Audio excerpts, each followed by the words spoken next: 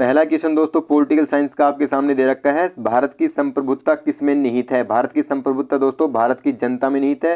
क्यों है? क्योंकि भाई जनता से ही संसद का निर्माण होता है, जनता ही राष्ट्रपति को चुनती है, जनता ही प्रधानमंत्री को चुनती है। जनता किसके द्वारा चुनती है? तो मतदान के द्वारा। ये आपको ध्यान रखना, मतदान के द्वारा ही तो जनता चुनेगी, तो जनता ही सर्वोपरि होगी। तो भारत की संप्रभुता है दोस्तों वो किस में निहित है? तो भारत की जनता में निहित है। इसका डी ऑप्शन बिल्कुल सही हो जाएगा। सेकंड नंबर का क्वेश्चन आपको दे रखा है, भारतीय संविधान कब लागू हुआ था? तो 26 जनवरी 1950 को लागू हुआ था। अगर तैयार आपसे पूछे तैयार कब हुआ था, तो 26 नवंबर 1949 को तैयार हुआ था। ठीक है, अगला क्वेश्चन देखिए, आपसे पूछा गया है, अब तक भारत के संविधान की उद्देशिका का मतलब दोस्तों प्रस्तावना होता है। ठीक है, प्रस्तावना को दोस्तों भारतीय संविधान की हृदय और आत्मा किसने कहा है? तो पंडित जवाहरलाल नेहरू जी ने कहा है। ये भी आपको ध्यान रखना है। और बाबा साहब डॉक्टर भीमराव अंबेडकर ने जो अपना आर्टिकल 32 है, अनुच्छेद 32 है, उसको संविधान की हृदय और आत्मा कहा है, प्रस्तावना को कहा है नेहरू जी ने। तो इसमें कितनी बार संशोधन हो चुका है दोस्तों? तो एक बार संविधान संशोधन हो चुका है। यानी कि इसमें कितनी बार संशोधन हो चुका है? एक बार हो चुका है, 42वां संविधान संशोधन 1976। तो ये भी आपको ध्यान रखना है। 3 इसमें अपने शब्द जोड़े गए थे प्रस्तावना में भाई।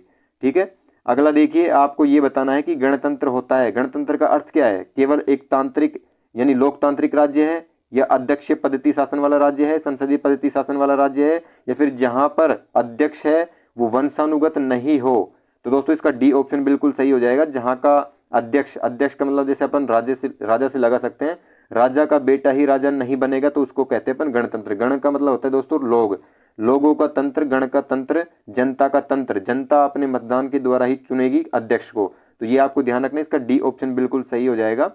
5वें नंबर का क्वेश्चन आपको बताना है, भारत का संविधान पूर्ण रूप से तैयार। दोस्तों तैयार मैंने आपसे बता दिया। लागू कब हुआ था? तो 26 जनवरी 1950 को तो भाई लागू हो गया था।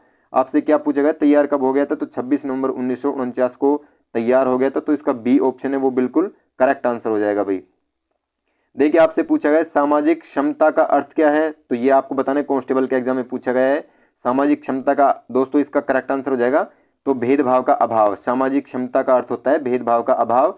अगला देखिए, 7वें नंबर का क्वेश्चन आपसे पूछा गया है, निम्नलिखित में से कौन सा शब्द भारत के संविधान की उद्देशिका में नहीं है? उद्देशिका यानी कि प्रस्तावना। तो समाजवाद भाई जोड़ा गया था 42वें संविधान संशोधन के द्वारा। ठीक है, 42वां संविधान संशोधन था अपना, और 1976 में जोड़े गए थे 3 शब्द जोड़े गए थे। और भारत शब्द का यूज दोस्तों प्रस्तावना में 2 बार हुआ है। भारत का प्रयोग संविधान की प्रस्तावना में 2 बार हुआ है। हम भारत के लोग, भारत को, बस उसके बाद फिर भारत का नाम नहीं आता। तो देखो, समाजवाद है ये भी जोड़ा गया था, पंथ निरपेक्ष भी जोड़ा गया था, और प्रभुत्व संपन्न ये भी जोड़ा गया था। तो लोक कल्याण दोस्तों ये नहीं जोड़ा गया। तो इसका ये बिल्कुल सही आंसर हो जाएगा। डी आपसे पूछा गया नहीं है। यानी संविधान की उद्देशिका में कौन सा शब्द नहीं है? तो लोक कल्याण नहीं है, यानी ये नहीं जोड़ा गया था। ये भी आपको ध्यान रखना है। आपसे ये भी पूछ सकता है कौन सा शब्द नहीं जोड़ा गया। तो इसका सही आंसर हो जाएगा ऑप्शन नंबर डी। अगला देखिए, 8वें नंबर का 20 क्वेश्चन आपको कराऊंगा, और ये सारे के सारे एग्जाम में पूछे गए हैं। देखिए, ये पुलिस में एसआई में पूछा गया क्वेश्चन है। आपसे पूछा गया है, भारतीय संविधान के किस भाग में स्पष्ट रूप से घोषणा की गई है कि भारत एक धर्मनिरपेक्ष राज्य है? तो आप सभी को पता है भारत एक धर्मनिरपेक्ष राज्य है भाई। ये भारत की संविधान की प्रस्तावना में इसका उल्लेख किया गया है। तो इसका बी ऑप्शन है वो बिल्कुल सही आंसर हो जाएगा दोस्तों। अगला देखिए, आपको बताना है 9वें नंबर का क्वेश्चन, विचार कर तब बताना है कि भारतीय संविधान की प्रस्तावना में जिन आदर्शों एवं उद्देश्यों की रूपरेखा दी गई है उसकी आगे व्याख्या किसमें की गई है? भाई मूल कर्तव्यों का अध्ययन करते हैं तो उसमें उसकी व्याख्या मिलती है, या फिर नीति निर्देशक सिद्धांतों का अध्ययन करते हैं तो उसमें मिलती है, या फिर मूल कर्तव्य नीति निर्देशक तत्व, या फिर मूल अपने कर्तव्य, या फिर मूल अधिकार। ठीक है, ये अधिकार है, ये कर्तव्य है। तो आप सभी को पता है इसका सी ऑप्शन बिल्कुल सही हो जाएगा।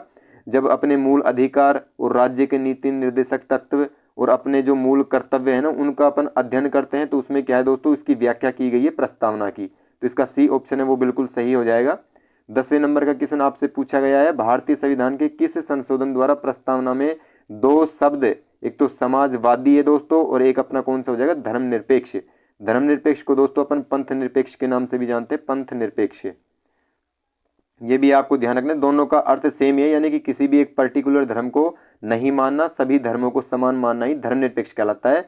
तो इसका दोस्तों 10वें का बिल्कुल सही आंसर क्या हो जाएगा, आपको बताना है भारतीय संविधान के किस संशोधन द्वारा प्रस्तावना में 2 शब्द अपने जोड़े गए थे। तो इसका सही आंसर दोस्तों आप क्या बताओगे, तो 42वां संविधान संशोधन, यानी कि इसका सी